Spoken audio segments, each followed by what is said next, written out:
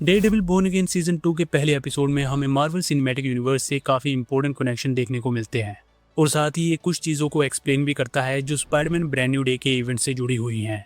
इसके अलावा भी बहुत सारे इंपॉर्टेंट पॉइंट्स हैं जो स्टोरी को आगे बिल्ड करते हैं।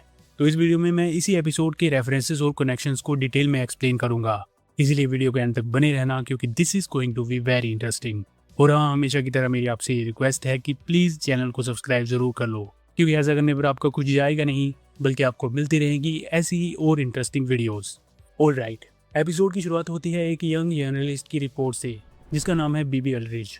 ये सीक्रेटली मेयर ऑफिस के लिए काम कर रही है, लेकिन साथ ही ये मेयर विल्सन फिस्क की पब्लिक इमेज को इम्प्रूव करने में भी मदद करती है ताकि उसकी क्राइम्स एक्सपोज ना हो सके। विल्सन फिस्क पेड लोगों का इस्तेमाल कर रहा है फेक न्यूज़ फैलाने के लिए, जिससे लोगों को ये लगे कि सिटी एक्चुअली बेटर हो रही है जबकि रियलिटी कुछ और है। ये सब इसीलिए किया जा रहा है ताकि उसके खिलाफ जो ओपोजिशन बढ़ रही है उसे दबाया जा सके। सीजन 2 के इवेंट्स सीजन 1 के खत्म होने के लगभग 6 महीने बाद होते हैं। एमसीयू टाइमलाइन के हिसाब से देखा जाए तो सीजन 1 अप्रैल 2027 के आसपास हुआ था, तो सीजन 2 ऑब्वियसली अक्टूबर 2027 के बाद शायद नवंबर में सेट है। थंडरबोल्ट्स के इवेंट्स की बात करें तो ये सितंबर से अक्टूबर 2027 के बीच हुए थे, तो हो सकता है कि इस सीजन के इवेंट्स थंडरबोल्ट्स के इवेंट्स के बाद हो रहे हैं। इसके बाद स्टोरी शिफ्ट होती है रेड हुक पियर पर और इस लोकेशन की एक लंबी हिस्ट्री रही है। पहले ये जगह अलग अलग क्रिमिनल ग्रुप्स के कंट्रोल में थी, बट नाउ विल्सन फिस्क इसे पूरी तरह अपने कंट्रोल में लेना चाहता है क्योंकि ये एक बहुत इंपॉर्टेंट शिपिंग पोर्ट है। कॉमिक्स में भी ये जगह कई सीक्रेट ऑपरेशन से जुड़ी रही है और इतना ही नहीं, इसका कनेक्शन हाइड्रा जैसे ग्रुप से भी रहा है। इस एपिसोड में हमें एक कार्गो शिप देखने को मिलती है जिसका नाम है नॉर्दर्न स्टार। इस शिप का नाम एक रेफरेंस है नॉर्थ स्टार के लिए, जिसके पास सुपर स्पीड और फ्लाइंग जैसी पावर्स होती हैं। इसके बाद हम मैट मर्डोक को देखते हैं जो शिप के क्रू पर अटैक करता है। शुरुआत में ऐसा लगता है कि उसने नया ब्लैक सूट पहना है, लेकिन असल में ये उसका वही पुराना रेड सूट है जिसे उसने ब्लैक पेंट से कवर किया है, क्योंकि नीचे से रेड पार्ट्स अभी भी दिखाई देते हैं। आई थिंक जैसे जैसे वो इस सूट को और ज़्यादा यूज़ करेगा, इसका ब्लैक पेंट धीरे धीरे हटेगा और सूट वापस रेड हो जाएगा। उसने अपने सूट को ब्लैक इसीलिए पेंट किया है ताकि वो ज़्यादा सीक्रेटली मूव कर सके और खुद को हाइड कर सके, खासकर नाउ जब उसकी आइडेंटिटी अननोन है और उसे हंट किया जा रहा है। कॉमिक्स की बात करें तो कॉमिक्स में ब्लैक सूट का कनेक्शन शैडोलैंड स्टोरी लाइन से होता है, जहाँ डेयरडेविल को काफ़ी ज़्यादा डार्क और डेंजरस दिखाया गया है। मैट को शिप पर मिलिट्री वेपन्स का शिपमेंट मिलता है और ये वेपन्स एक ग्रुप के हैं जिसका नाम OXE है, एंड इस ग्रुप का सीधा कनेक्शन वैलेंटीना एलेजरा डी फोंटेन से है। ये ग्रुप एक्चुअली एडवांस्ड वेपन्स और प्रोजेक्ट्स बनाता है, जैसे इन्होंने सेंट्री को बनाया था। हम देखते हैं कि मैट एक कंटेनर में ट्रैकर छुपा देता है ताकि बाद में वो इस एविडेंस को फिस्क के खिलाफ कोर्ट में यूज कर सके, लेकिन हम देखते हैं कि शिप का कैप्टन और उसका असिस्टेंट इसे डुबो देते हैं क्योंकि उन्हें ऑर्डर मिला होता है कि अगर वो पकड़े जाएं तो शिप को डिस्ट्रॉय कर दे। इसके बाद मैट वापस आता है जोजिस बार में, जो नाउ उसका सीक्रेट हाइड आउट बन चुका है, और यहाँ पर हमें कैरन पेज भी देखने को मिलती है और हमें पता चलता है कि दोनों फिर से रिलेशनशिप में हैं। वो मिशन के बारे में बात करते हैं और ये डिसाइड करते हैं कि विल्सन फिस्क को ये दिखाकर एक्सपोज करेंगे कि वो इलीगल वेपन्स डील कर रहा है। दूसरी तरफ हम देखते हैं कि फिस्क पोर्ट पर अपने लोगों के साथ है और वो ये ऑर्डर देता है कि मीडिया में ये फैलाया जाए कि डेयरडेविल इस अटैक के पीछे है ताकि लोग विजिलेंटिस को ब्लेम करें। विल्सन फिस्क का ये सच काफ़ी कम लोगों को पता था, इसलिए वो अपने राइट हैंड मैन बक को ये ऑर्डर देता है कि वो शिप के कैप्टन और असिस्टेंट को ढूंढ कर ख़त्म कर दे। इस स्टोरी का एक काफ़ी इंपॉर्टेंट कनेक्शन स्पाइडरमैन से भी है, क्योंकि कुछ विजिलेंटीज के पास पावर्स होती हैं, इसीलिए विल्सन फिस्क स्ट्रॉन्गर वेपन्स चाहता है ताकि वो उन्हें रोक सके। इस टाइमलाइन में पीटर पार्कर अभी भी स्टूडेंट है, लेकिन वो एक एक्टिव स्पाइडरमैन है। हो सकता है कि वो पहले ही विल्सन फिस्क की फोर्सेस का सामना कर चुका हो और फिस्क की टास्क फोर्स उसे हरा नहीं पाई हो, एंड नाउ मैट ने वेपन्स का शिपमेंट रोक दिया है, तो विल्सन फिस्क को वो पावर नहीं मिली जिससे वो स्पाइडरमैन को हरा सके। आई थिंक यही रीज़न हो सकता है कि बाद में स्पाइडरमैन को सिटी की तरफ से ऑनर किया जाता है और उसे की टू द सिटी दी जाती है जब विल्सन फिस्क मेयर नहीं रहता। इसके बाद हम देखते हैं कि कैरन शिप के कैप्टन और असिस्टेंट का नाम पता लगा लेती है और वो कहती है कि उसे ये नाम जेस से मिले, जो एक्चुअली जेसिका जोन्स का कैरेक्टर है। सो इसका मतलब ये है कि जेसिका जोन्स भी इस स्टोरी का हिस्सा बनने वाली है।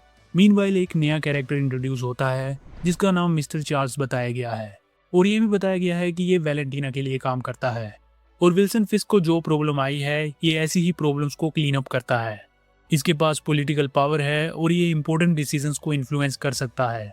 हम देखते हैं कि विल्सन फिस्क के ऑफिस में गवर्नमेंट ऑफिशियल्स उससे सवाल करने आते हैं, लेकिन मिस्टर चार्ल्स वैलेंटीना के इन्फ्लुएंस का इस्तेमाल करके इन्वेस्टिगेशन को रोक देता है और फिस्ट को सपोर्ट दिलाता है। इससे ये भी क्लियर हो जाता है कि वैलेंटीना कितनी पावरफुल है।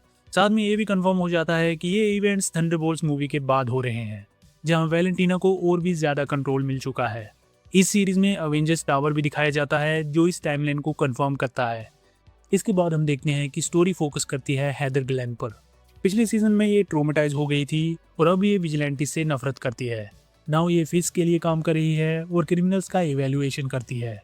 लेकिन धीरे धीरे हम देखते हैं कि उसे हेलुसिनेशंस हो रही हैं और वो म्यूज़ को देखने लगती है। इसका एक काफ़ी इंपॉर्टेंट मतलब निकलता है कि वो मेंटली अनस्टेबल हो रही है एंड इट इज़ पॉसिबल कि जैसा कॉमिक्स में हुआ था, फ्यूचर में वो म्यूज़ का नया वर्जन बन जाए। लो ऑफिस में हम देखते हैं कि मैट के दोस्त काम और पैसे को लेकर स्ट्रगल कर रहे हैं। मैट अभी भी हाइडिंग में है और लोगों को ये नहीं पता कि वो कहाँ है। उसका दोस्त चेरी कुछ इन्फॉर्मेशन के साथ सीक्रेटली उसकी मदद करता है। देन हम देखते हैं कि मैट के पहुंचने से पहले विल्सन फिस्क की टास्क फोर्स शिप के कैप्टन को पकड़ लेती है।